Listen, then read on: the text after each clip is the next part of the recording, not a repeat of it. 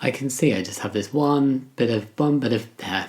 Great, lovely. Hello. Hey spuds, how's it going? It's Jamie. Welcome back to another video. If that's on the channel, I don't know, but welcome either way. I'm very glad to have you here, and so is my naughty, wayward piece of hair. Today we are doing a brand new topic, brand new for the channel, and very positive. You've seen me reacting to, or maybe you haven't, but if you've been on the channel a while, you've probably seen me reacting to bad women's anatomy, bad trans anatomy, bad cis anatomy, bad men's anatomy, even just all the bad anatomy. Just people not understanding how other people work, and it's not always anatomical, by the way. Today is the turn for the good, and I decided to start with trans, the good trans anatomy. Oh my god, I'm very excited to make this video. Wow, we need more positivity, we need more trans positivity, so I am bringing it to you today as just a general thing with these videos. As I said, not strictly anatomical, so not all of these are going to be related to bodies, I guess. I don't want to say anatomy again, but it's just like good trans things, like people understanding how trans people work, funny trans jokes, like this is how you make a joke that includes the trans community without the trans community or a trans person being the butt of a joke and it being offensive, things like that. And then like just trans people saying funny things that are really cool. So I hope you're going to enjoy it. But first, before we get into the good trans anatomy, I have another good LGBT plus related thing to talk to you about today, and that is Pride Counselling. Thank you, Pride Counselling, for sponsoring today's video. Pride Counselling is 100% online counselling specifically for the LGBTQ plus community, where all counsellors specialise in the LGBTQ plus community. So you know you'll get an accepting counsellor. All you need to do to get started is go on Pride Counselling, answer a few questions about yourself, what you need and your therapy preferences, and then you'll be matched with the right counsellor for you. P.S. If they're not the right fit for you for whatever reason, it's free and easy to change. Once you're matched up, you can message your counsellor whenever you want to schedule in sessions and talk to them in whatever way you feel comfortable, whether that's text,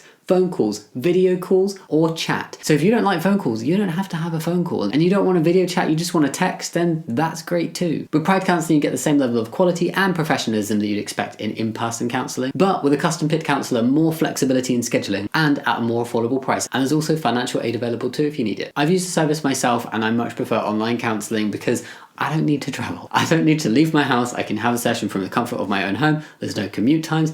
And if I don't want to do a video chat one day, I can do a phone call, or I can just message my counsellor. So if you're interested, you can get 10% off your first month by going to pridecounselling.com/Jammidodger, or go click the link in the description box. Now on with that good trans anatomy. Oh yes. He's a 10.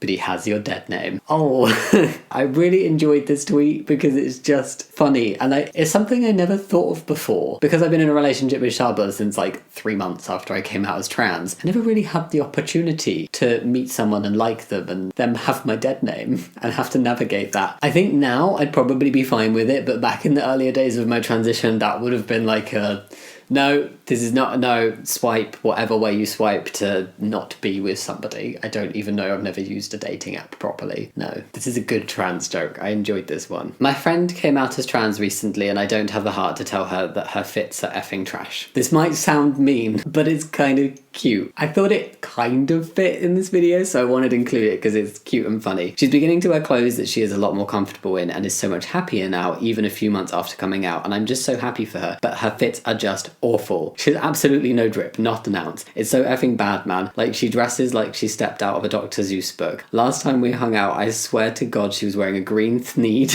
pink-heeled boots, and polka dot jacket. I'm digging that description. It's just so bad, but she's so much happier now. This is what she's comfortable wearing, so of course I'll never say anything, but I just need for her to get some drip because this is so terrible. There's so much support and love and care there from the friend, but they're like, please, dear God, dress better. But I think it's a thing. Like, I think many people, when they're growing up and they kind of transition, not in a trans way, but from like, I guess wearing like kids' clothes to wearing more adult clothes and just like different styles and growing up, you're finding what you like to wear, where you have control over picking your own outfits. Your parents don't have like that control anymore over what you wear. And I do think a lot of people make choices. I definitely made some choices, okay? Choices. When I was a teenager before I came out as trans and I was trying to fit in. And then when I first came out as trans, I was like, what do I wear? I had to like relearn what I liked and what I felt comfortable in and what worked for me. And I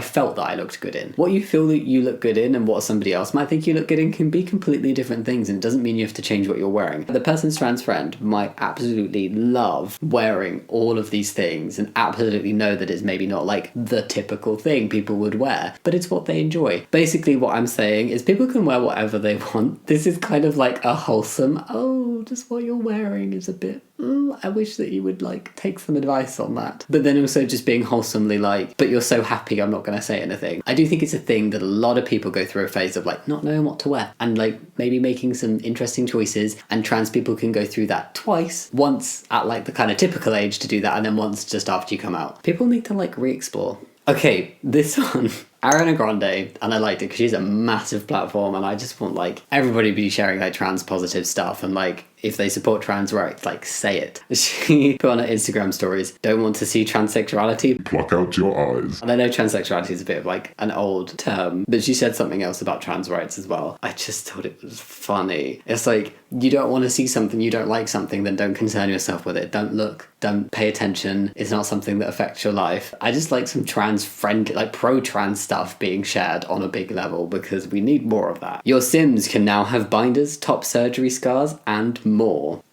Yes. I love this. Good trans anatomy is being able to have Sims that represent trans people, and not just in an identity label, but actually in their body and the way they look as well, and the way they can dress and what they can wear. Like, just, yes, allowing that freedom of expression. The Sims to me, and I guess to a lot of people, is an escape, right? You get to go and be in this like fantasy world and create characters and play as them, or create yourself in this new world and play out a life. And the concept that trans people can now go and live their trans lives if they want to, I think that's a really cool thing, and having that representation in such a big game. Thank you. The Sims has always been queer culture. That's true now more than ever, with The Sims 4 introducing trans-affirming medical wearables for character customization, including binders, shapewear, and top surgery scars. I'm sorry, my phone keeps going on. On? Off. I meant off.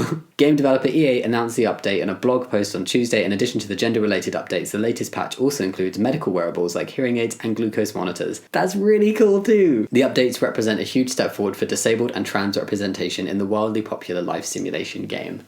Ta-da! Beautiful. Thank you. Table, statements opposing legislation to limit gender-affirming medical care for transgender youth. I think we've all seen the shittery going on, mostly in the States at the minute. There was a bit in the UK a couple of years ago as well, and it's not gone away, really. About restricting access to healthcare for trans youth, and to be honest, it is something that's extending to trans adults as well. Everybody said it. None of these transphobes are actually worried about children. They just don't like trans people, and probably LGBT plus people as a whole. But we're not here for the negative things today.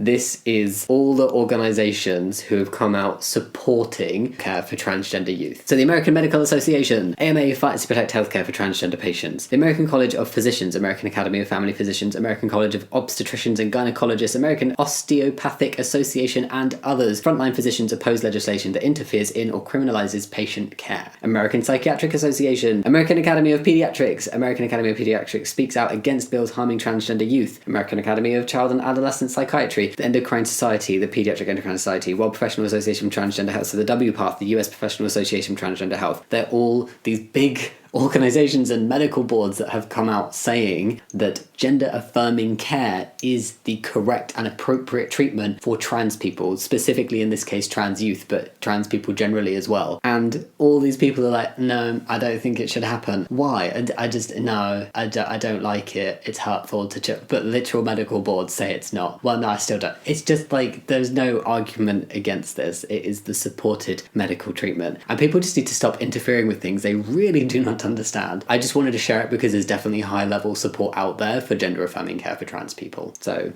yay. Question for the transphobe / gender critical types. If the whole trans thing is anti-scientific, how come there aren't hundreds of biologists speaking out against it? I wonder, and why do all those medical boards mentioned earlier support gender-affirming care? Why is it that when you look to the medical and scientific community, they fully support the validity of trans people and the gender-affirming approach to trans care? I wonder why. I wonder why it's only bigots with no actual logical argument that are being transphobic. What a confusing one. This is a very good question. That people always then go to like thought pieces that are posed as scientific research. And it's like, no, that's just somebody's opinion. Stop it. You are citing an opinion for your opinion that is factually incorrect. Kids in the trans cult aren't being informed about what these hormones will do to them.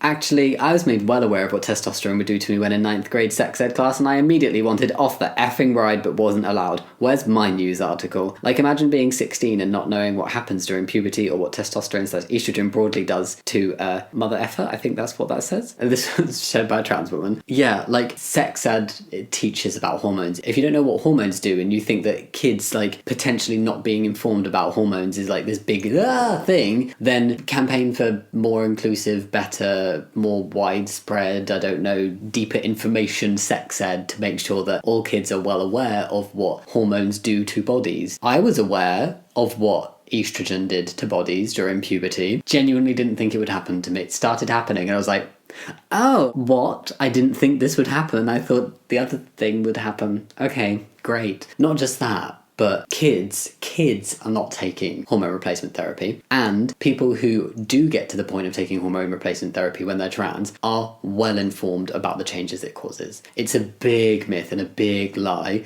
that people go on hormones and have no idea what happens. Not only are we told in sex ed, but then we are told as trans people during that process to access gender affirming care. Semi-serious tips for trans guys: keep a travel bottle of hand sanitizer on you so you don't have to out yourself by washing your hands at a public restroom. I have to admit, was a bit of a shock when I started using the men's bathrooms compared to the women's. 1, generally, they just smell like pee. Every single one smells like pee. 2, loud farts happen all the time. 3, not many people wash their hands, especially in gyms. Never ever have I used a gym toilet and seen a guy wash his hands. I do in other toilets, but it's very common for people to just pee or go into a stall and potentially do something else and then just walk straight out.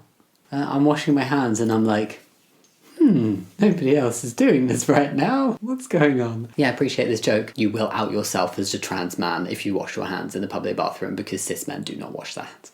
I'm kidding, of course, but it is shocking how many men do not wash their hands. But I'm sure there are trans men who don't wash their hands as well. I'd never go in a gender-neutral toilet. Good luck on your next 14-hour flight then, Barry. People mostly go to the toilet in your house is gender-neutral unless you have 2 that are labelled. But there are examples of gender-neutral toilets everywhere. Like, I went to a restaurant the other week and the toilets were gender-neutral and I was like, oh, great, I love this. And then I went somewhere else and they were gender-neutral. And it's like, great, like, this is happening more and more. And guess what? You go in to a private stall and you lock the door, you wash your hands and then you leave, or at least I hope you wash your hands and then you leave. Like, okay, plain bathrooms are gender neutral. Transphobes don't go to the toilet on aeroplanes, basically. Found a tampon in his car and was like, whose effing tampon is this? And he was like, I don't know, yours? I'm trans. And that was on a thread of, ladies, what's the wildest lie a man ever told you? Yeah, wow. He forgot you were trans, clearly. But definitely tripped him up there. That sounds awkward. Oh, I thought that was a funny one to end on. I mean, not great, because clearly he was lying for a reason. Or I assume so. Maybe he genuinely just forgot. And it was a friend that dropped their tampon in his car. Could have been. And that's it for the first ever installment of Good Trans Anatomy. Did you like it? Is this a nice, positive twist on the bad anatomy videos? If you've got anything that you think would fall under a good anatomy, whatever kind of anatomy, then feel free to send it my way on Insta or Twitter or whatever, or I don't know where else. Here is difficult. You can't send images. Instagram is probably best. Let me know what you think of the video down below. Think about giving a thumbs up and subscribing if you want to, but no pressure. And as always, thank you so much for watching. I'll see you next time. Much love. Bye. Oh, what happened to my goodbye?